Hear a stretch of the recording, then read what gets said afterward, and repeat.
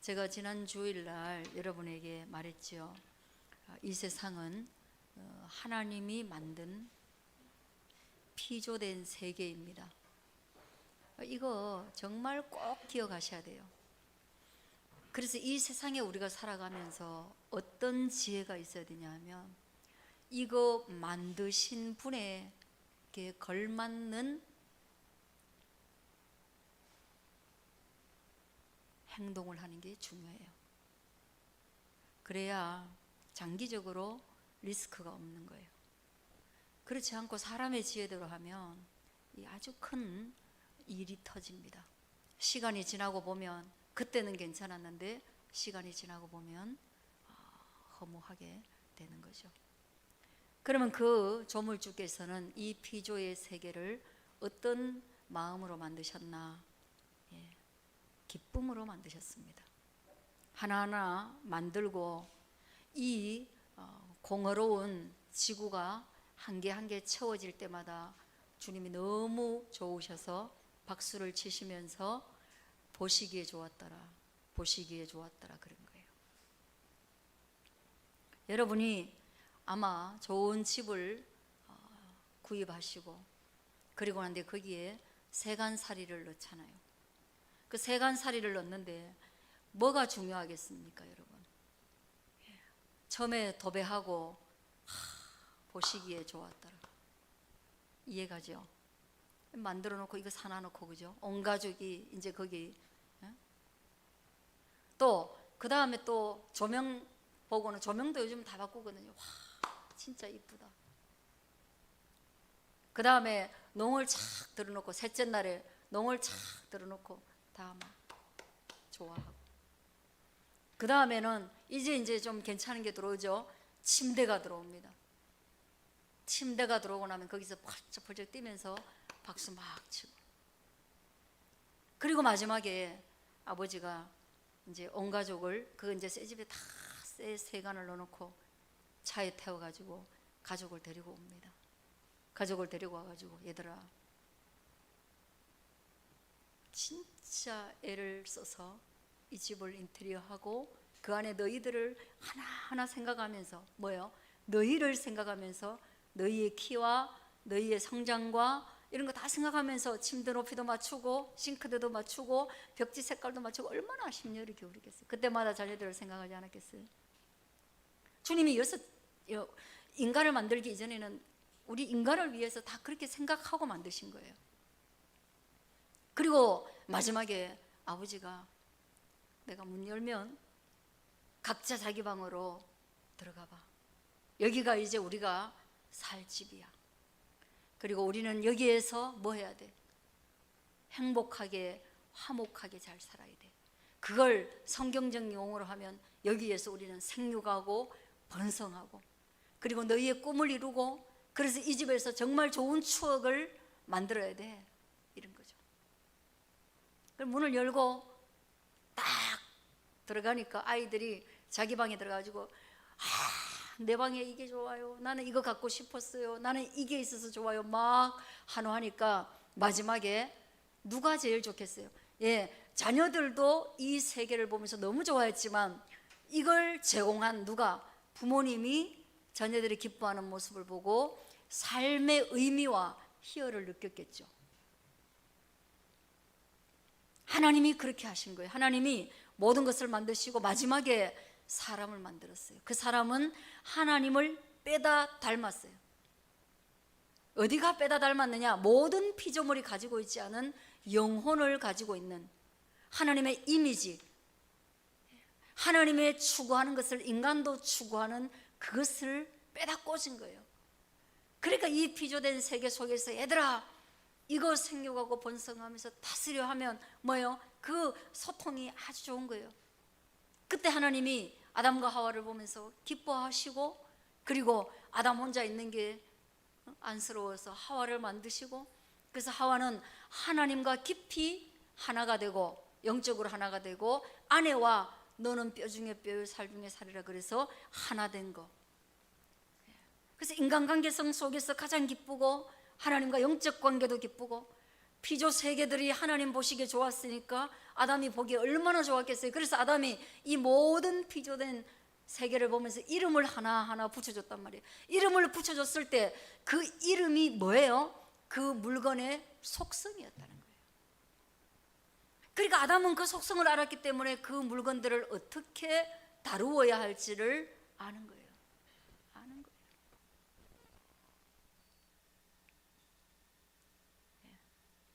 전동 드라이브 내가 사용할 줄 몰라서 여기가 감겨가지고 아직도 아프거든요. 아직도 이게 안 돼요. 이 손가락이 안 돼요. 이게. 그래, 이거 도대체 언제 나으려고 하나? 그래서 밑에서 계속 찜질을 했는데 비 오면 아파요. 이제 문제는. 그래서 야, 참 신기하다. 다친 지 얼마 되지도 않는데 그렇지. 제가 그 전동 드라이브의 이름을 내가 만들었으면 나는 그놈이 뭐 하는 물건인지 알았을 겁니다. 예. 자동으로 동력이 들어가는 드라이브라는 걸 알았을 거예요. 자동으로 동력이 들어가서 막 도는데 내가 그거를 모르고 우리 떡 잡고 내 손이 말렸으니.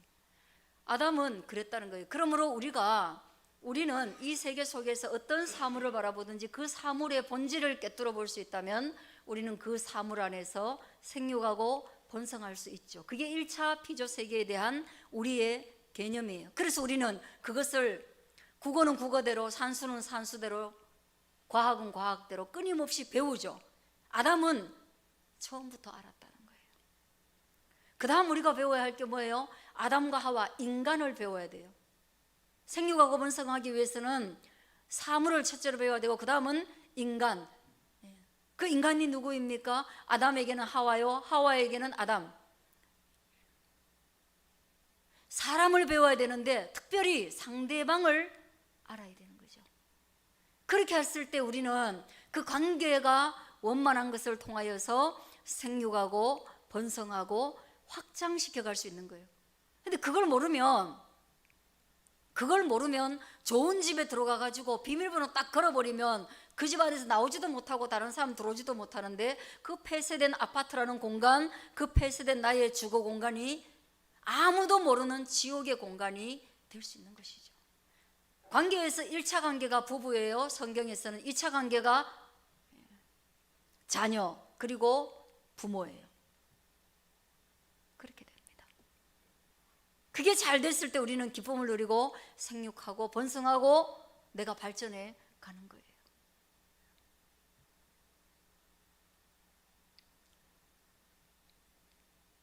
그렇게 갔으면 얼마나 좋겠어요. 그게 안 됐단 말이에요.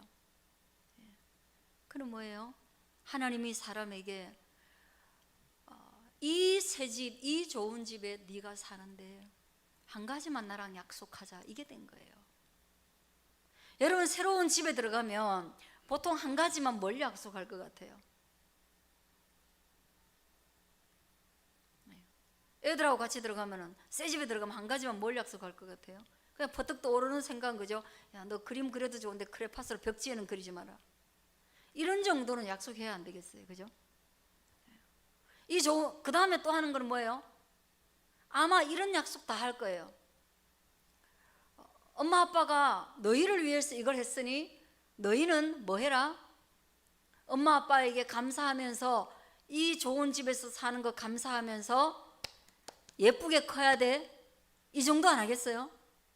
새 집에 들어가가지고 여기 막 그냥 이 집에서는 사고만 쳐라 이럴 수는 없잖아요. 엄마도 너희를 위해서 이렇게 하니 너희도 우리를 위해서 엄마 아빠가 기뻐하는 일 좀 해주라, 이 정도 할 수 있잖아요. 그게 뭐야? 공부 열심히 하고 친구들하고 안 싸우는 거야. 우리는 그런 약속을 했지만 하나님은 우리에게 다 해도 돼, 그러나 하나만 약속해줘. 선악과 열매는 먹으면 안 돼. 왜냐하면 그 선악과 열매를 바라봄으로써 이 세계가 하나님이 만든 세계라는 것을 너는 기억하게 될 거야. 그걸 기억하는 순간 너는 뭐야? 공짜로 받은 것을 감사하게 될 거야. 그 다음 또 하나는 뭐야? 하나님이 나에게 기억하고 감사하고, 그러므로 인간 외에 영원하시고 능력이 있으신 하나님이 계시구나. 그러면 뭐예요? 요거 잘못했을 때는 혼날 수 있는 거구나. 침범하면 혼날 수 있는 거구나. 이걸 아는 거죠. 새로운 집에서 부모님의 은혜를 알고, 그래서 부모님의 노고에 보답하기 위해서 애쓰는 자녀와 같이 선악과는 그런 역할을 하는 것이지, 선악과 그 자체에는 어떤 의미가 없다는 것이죠. 그런데 아담과 하와는 하나님이 우리를 사랑하기 때문에 허용해 놓은 자유의지, 내가 선택한 대로 할 수 있는 의지, 그 의지를 발동해서 선악과 먹었다는 거예요. 그래서 우리는 뭐예요? 이 피조된 세계가 다 깨어져 버렸습니다. 첫째, 하나님을 피해서 도망가게 됐어요. 선악과 먹으면서 하나님에 대한 두려움이 처음으로 생겼어요. 두려움. 인간의 감정에 기쁨과 감사와 충만과 자유의지, 프리윌이 있었고, 그 나머지는 하나님과 소통이 원활했는데, 처음으로 들어온 감정이 뭐냐? 선악과 먹고 난 뒤에 처음 들어온 감정이 뭐냐? 두려움입니다. 불안. 그러므로 인간에게 있어서 가장 원초적이고 가장 해결하기 어려운 감정이 뭐냐? 불안과 두려움입니다. 여러분 중에 나는 불안하지 않고 나는 두렵지 않다, 한번 손 들어보세요. 나는 여기 생육하고 번성하고 땅에 충만해야 되는데, 생육하고 번성하고 땅에 충만하기는커녕 뭐가 불안하고 뭐가 두려운가? 쪼그라들고 내가 남보다 빨리 고통 가운데 놓여지며 그것을 통해서 생육이 아니라 사망에 이를까봐 두려워하는 그 감정이 인간에게 처음 그리고 원초적 감정이에요. 여러분, 두려움은 감당할 수 없는 거예요. 하나님 앞에서는 그런 두려움, 사람 속에서는 뭐예요? 그토록 사랑했던 여인이 먹어보자 하고 먼저 죄의 유혹을 그래, 아담이 얼마나 억울합니까? 아담이 얼마나 억울해요. 너무 사랑해서 장가 갔는데 그 여자 때문에 인생 망쳤어. 안 억울하겠어요? 너무 괜찮은 피조물로서 정말 모든 사물의 이름을 다 지었는데, 엘리트인데 여자가 이거 먹자 우리. 하나님도 우리 먹는 거 좋아하지 않겠어? 우리에게 자유의지 주셨는데, 그리고 하나님 우리 너무 사랑하는데 이거 먹는다고 죽는다라고 선언했지만 정말 죽일 수 있겠어? 엄마가 날 죽일 수 있겠어?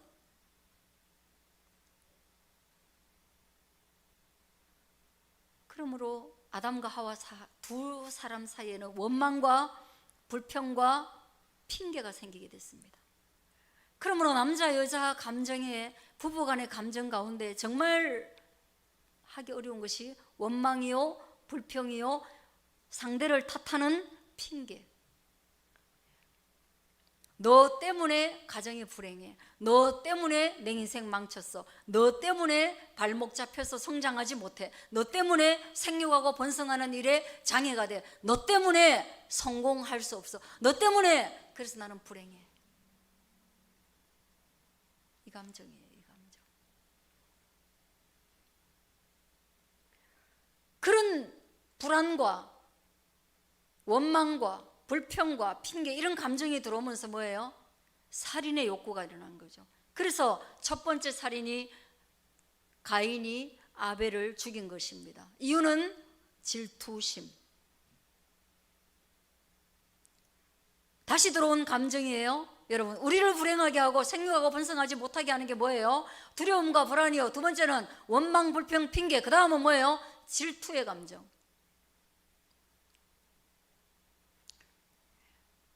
그래서 이 모든 것으로부터 우리를 구원하기 위해서, 잃어버린 낙원을, 신낙원을 되돌려주기 위해서, 복낙원으로 회복시키기 위해서 예수님이 이 땅에 오시는 거예요. 그리고 그 예수님이 오실 길을 예비해야 되는 것이 뭐예요? 믿음의 사람들인데요, 그 믿음의 사람들을 선별해 가는 거예요. 창세기 때부터. 가인하고 아벨 중에는 아벨이 더 낫다. 그렇게 해가지고 너를 통해서 예수님을 보내야 되겠다. 그러다가 뭐 아벨탑도 나오고 노아 홍수도 나옵니다. 그러다가 정말로 하나님께 대해서 인간들이 너무 관심 없어서 결국은 창세기 12장에 보면 아브라함 한 사람을 택해서 예수님을 보내시겠다라고 작정을 하는 거예요. 그리고 그 예수님이 끝내 2000년 전에 예수님이 출애굽 2000년이라는 시간 동안 기다려서 유대 땅 베들레헴에 왔는데 사람들의 감정은 뭐예요? 똑같은 겁니다. 예수님이 오셨는데 그 예수님이 내 자리를 빼앗을까 봐 많은 관료들이 불안해했습니다. 자기들이 못하는 일을 예수님이 하니까 시기하고 질투했습니다. 가인의 감정이 넘쳐났습니다.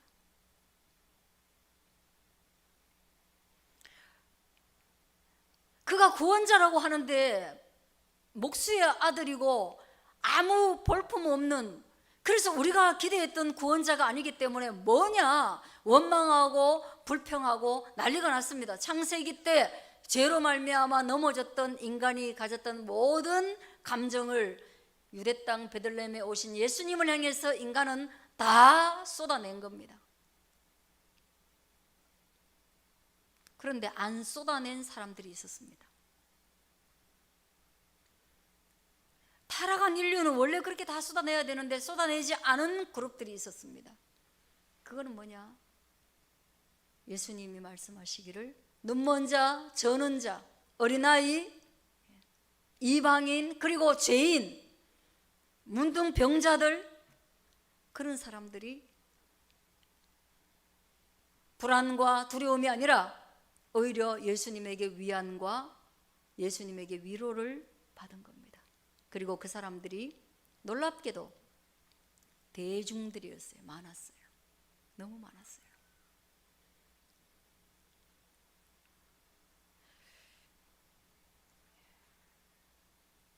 여러분, 인기 있는 정치인이 한 사람 등장하면요, 그거 죽이지 못해서 난립니다. 언론이 달려들어가지고 죽이고요, 정적들이 죽이려고 끊임없는 소문을 퍼뜨리고요, 스캔들을 일으키고요, 그 다음에 뒤를 파가지고요, 재산 상태가 어떻다, 자식이 어떻다, 위장 전입을 했다, 군대를 어떻게 했다, 재산을 이렇게 형성했다, 저렇게 형성했다, 온갖 얘기들이 난무하죠. 그래서 끝내는 빛도 못 보고 죽은 정치인들이 굉장히 많습니다. 괜찮았는데 금방 죽어버려요.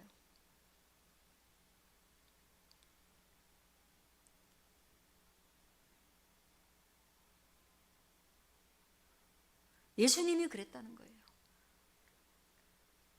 그리고 모함하고 죽이려고 하는데 6월절 명절에 죽이면 어떻게 됩니까? 죽여야 되겠다는 것은 이미 결정났습니다. 받아줄 수가 없습니다. 왜냐하면 마음이 너무너무 불안하고 마음이 질투심이 일어나고 미운 감정 때문에 예수님하고는 한 하늘을 지고 살아갈 수가 없는 거예요. 누가? 서기관과 바리새인, 그 당시의 지도자들, 그리고 제사장들, 하나님 섬기는 사람들,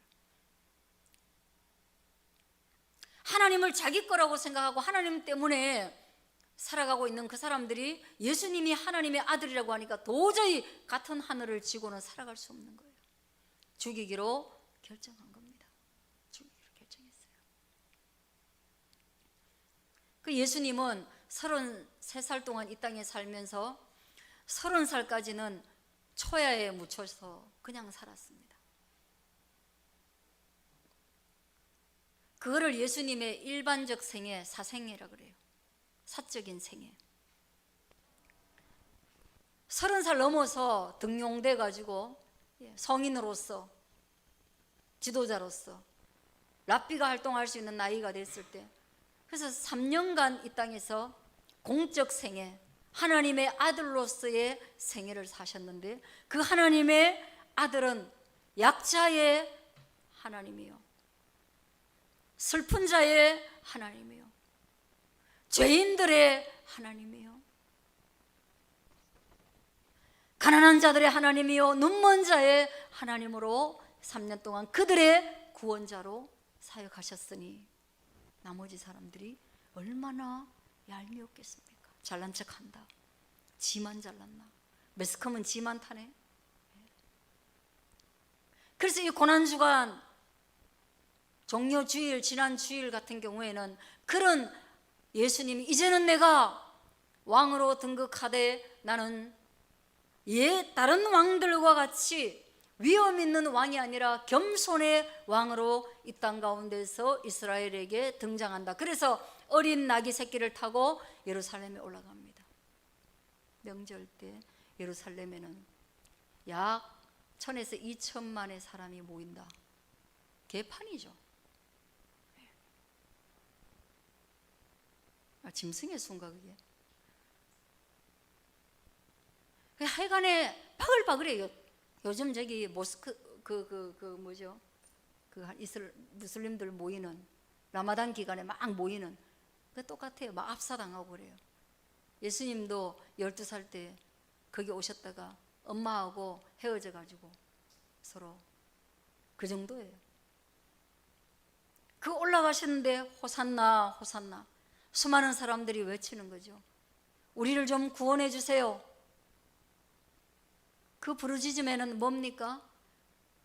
나라 잃은 식민 백성으로서의 부르짖음과 더불어서 경제적인 밥 좀 먹고 살게 해주세요. 우리나라 70년대 80년대처럼 이 밥 한 번 먹으면 소원이 없겠다, 쌀밥 한 번 먹고 죽으면 소원이 없겠다, 삼시세끼만 먹여준다면 누가 대통령이 돼도 그 사람 찍겠다. 똑같은 거예요. 우리하고 똑같은 거예요. 지금도 똑같아요. 여러분 누구 찍을 겁니까? 오늘도 뭐 선거해야 되는데 잊어먹고 안 했네. 누구 찍을 겁니까? 나 잘 먹고 잘 살게 해줄 사람 찍는 거예요. 호산나 호산나 속에는 구원이라는 단어가 있지만 예수님이 의미하는 구원과 아까 말했던 그 가난한 자들의 그리고 죄로부터의 구원 이런 거 없이 하나님과의 관계 회복으로서의 구원 이런 거 없이 뭐예요? 좀 먹고 살게 해주세요. 고생 좀 안 하게 해주세요. 그런 구원이에요. 교회 이제 우리가 교회 다니는데 그런 마음 너무 강하다는 거예요. 그런 마음 너무 강하다는 거예요. 먹고 살 게 없느냐? 아니요. 지금 우리 먹고 살 게 없지 않습니다. 더 편하게 더 많이 먹고 살아야 한다고 생각하는 그것 때문에 우리는 오늘도 주님께 먹고 살 것을 이야기합니다. 그러나 정말 예수님을 만났던 사람들은 배와 그물을 버려두기도 하고 먹고 살 연장을 포기했습니다. 문둥이 시몬 베드로의 집에서 향유 옥합을 부었던 1년치의 연봉만큼이나 모아뒀던 나드 향유, 그걸 예수님의 발에 예수님에게 부어서 사랑을 표현했던 그 여인은 뭐 하는 여인인지 모르겠지만 먹고 살려고 모으고 은밀하게 숨겨두었던 그 값비싼 것을 예수님께 쏟아부었다는 것이죠. 그것은 예수님을 알아보고 그 예수님을 사랑했기 때문입니다. 할렐루야. 사랑은 허다한 허물을 덮지만 또 사랑은 아끼지 않는 마음입니다. 사랑은 예수님께 달라고만 하는 것이 아니라 때로는 예수님께 드릴 수 있는 것이 사랑입니다. 왜 예수님만이 우리에게 주어야 하고 왜 예수님만이 우리를 위하여 죽어야 하느냐? 예수님을 만났던 많은 사람들은, 정말 만난 사람은 그들이 예수님을 위해서 죽기를 각오했어요. 그게 예수님과의 만남입니다. 그게 호산나입니다. 할렐루야. 그 호산나를 외치는 거예요. 호산나. 그래서 우리 교회 올 때 주여 주여 할 때마다 호산나를 외치는 거예요. 주여 나를 구원하소서. 그 이전의 개념에서 구원하소서. 불평과 원망과 사망의 음침한 골짜기의 감정과 죽음의 공포로부터 나를 구원하소서. 먹고 살 것이 없어질 줄 모른다라는 불안한 감정으로 주님께 매일 일용할 양식을 구하는 그 불신으로부터 구원하소서. 예수님만이 나에게 주어야 되고 내가 예수님께 한 개 줄 때마다 매일 계산하고 계산하는 그 마음으로부터 나를 구원하셔서 내가 주님을 사랑하는 존재가 되게 해주옵소서. 그런 게 호산나입니다. 저는 좀 이 고난주간에는 적어도 마음만이라도 그런 마음이 우리 속에 넘치게 되어지기를 바랍니다. 그런 거예요. 그렇게 해서 살과 피를 주시는 거예요. 영적인 양식을 주신 거예요. 그리고 예수님이 십자가에 뭐예요? 제목이 뭐예요? 예수님 왜 돌아가셨어요, 여러분? 예수님 제명이 뭐예요? 예, 신성모독죄예요. 우리 지금으로 말하면 국보법 위반이에요. 국가모독죄. 그는 즉결 사형입니다. 우리나라 지금도 마찬가지입니다. 우리나라 여기서 김일성 만세 막 부르고 이러면 예, 바로 잡혀갑니다. 이거 진심으로 하면은. 그리고 그런 자들에게 내리는 형법적 벌이 뭐냐? 십자가 형벌이에요. 그래서 십자가의 형벌 중에 혼자만이 아니라 옆에 두 강도도 있는 거예요. 반란군들입니다. 강도들이.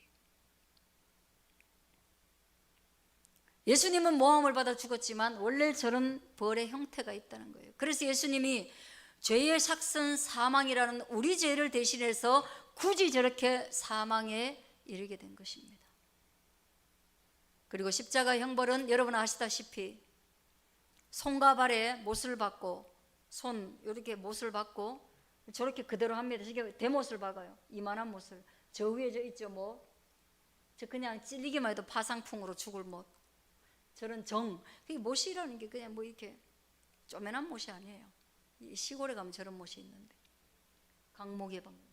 밑에 예, 발 이렇게 하고 여기 박고 해가지고 무게 때문에 손이 찢어져 내려오고 밑에 해가지고 뭐 심장이 파괴된다 하더라고요. 뭐 의학적으로는 그렇다는데 저는 그거 뭐 읽어도 잘 모르겠고 몇 번 읽어도 그 잘 모르겠더라고요. 그럼 뭐 그런 원리가 있겠죠, 당연히. 예. 그렇게 해서 하루 종일 저렇게 해서 달아놓으면 죽는 건데 예수님은 대여섯 시간 만에 돌아가셨죠. 그렇게 해가지고 빨리 죽으신 이유는 또 옆구리에 창을 찔러가지고 물과 피를 쏟아가지고 옆구리를 찔렀어요. 그래서 인간의 손과 발이 그리고 머리에 가시관 쓰시면서 머리로 지은 죄, 마음으로 지은 죄, 옆구리에 창을 맞으시면서 우리의 죄, 아까 말했던 생육하고 번성하기를 포기하고 하나님을 거역했던 모든 감정과 모든 행위에, 모든 영혼에 그 모든 죄를 대신해서 예수님이 죽으셨다. 그래서 그 예수님의 죽음을 가르쳐서 하나님께 영광이기보다는 우리 자신에게는 예수 나를 위하여, 할렐루야, 그런 죽음인 거예요.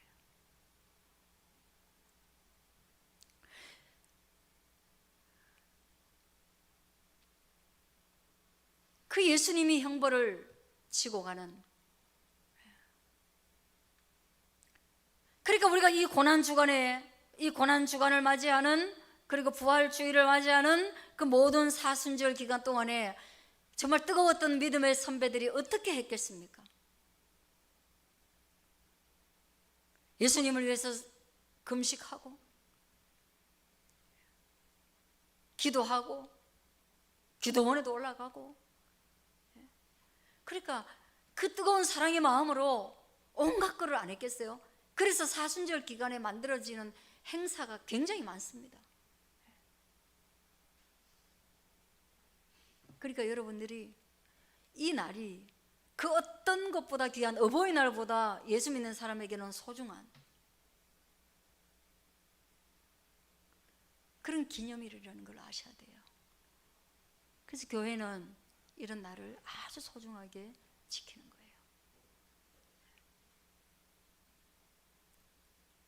돌아보시고 영혼을 돌아보시고, 그리고 어떤 걸 돌아보시느냐?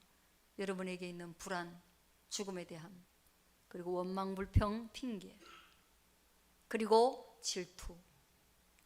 이 감정이 여러분을 지배하여서 삐뚤어진 행동을 하지 아니하도록, 그리고 하나님을 두려워하지 않아서 하나님께 나아가는 것이 자유로운 그런 여러분 되기를 축복합니다. 기도 한번 하겠습니다.